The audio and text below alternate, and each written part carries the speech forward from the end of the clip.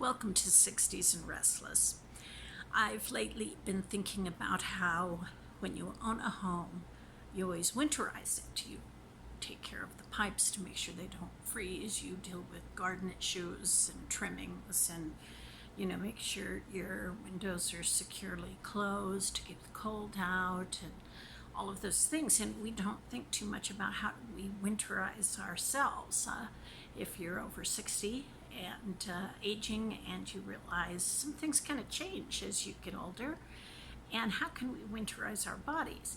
So I was finding that I was having, as a morning person, way less energy than I used to every morning. And I was just kind of researching that. And on YouTube, I found something by Holland Hospital called Healthy Habits and Staying Active This Winter. And it was obviously a seminar that was taped for outpatient situations, and it was interesting, so I recommend it. And between watching that and researching a few things on my own, one of my big takeaways from that particular video was, when I wake up, I'm kind of electricity conscious, so I kind of keep the lights off because I have a lot of window and it's plenty enough to see. But then I was realizing, it's kind of affecting my mood because it's dark so much later, it gets dark so much earlier. So I turn on all the lights in my apartment for at least an hour in the morning to kind of simulate sunshine and to feel like I can get up and get moving. And it has affected how I feel in the morning positively. So I kind of recommend that if you feel kind of sluggish in the morning. Also, changing up what I listen to in the morning instead of kind of calm, quiet, meditative. I've been putting on something like Hank Crawford's We've Got a Good Thing Going version of that song, and play something positive instead to get my day going and to get me motivated, which I usually don't have to do because I'm a morning person.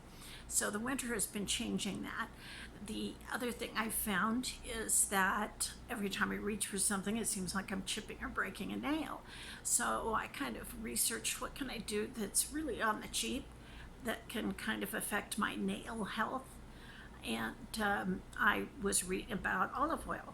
So I've been using olive oil. I just curl my hand up while I'm watching something and just alternate hands in a bowl that has a little bit of olive oil at the bottom, and I just let them soak.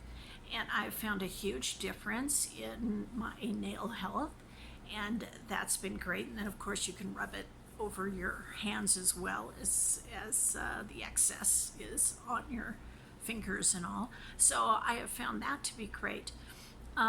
Another thing is, of course, to enjoy the winter, which is the point. You want to enjoy it. Not everybody lives in snow. I do.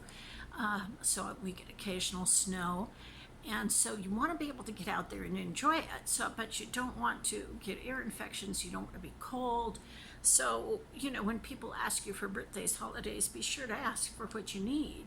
Like I recently asked a daughter, what does mom want? How about earmuffs to keep my ears warm? I also wear those bands to keep my ears from getting any cold wind in them when I walk.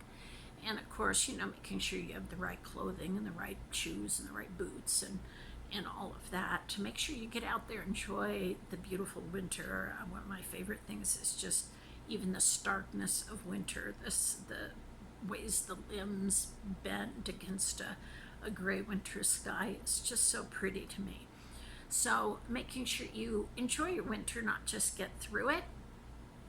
If you don't have the money to go south and take a vacation and are just hoping to get enough gas to go to the grocery store or something, you need to figure out ways to enjoy your winter where you're at, being careful of the ice and all that, but without refusing to go outside, refusing to enjoy the beauty of nature.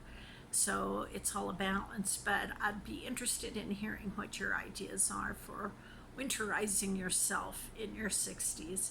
Again, the light simulation is really important so that you don't get low energy levels from all the darkness.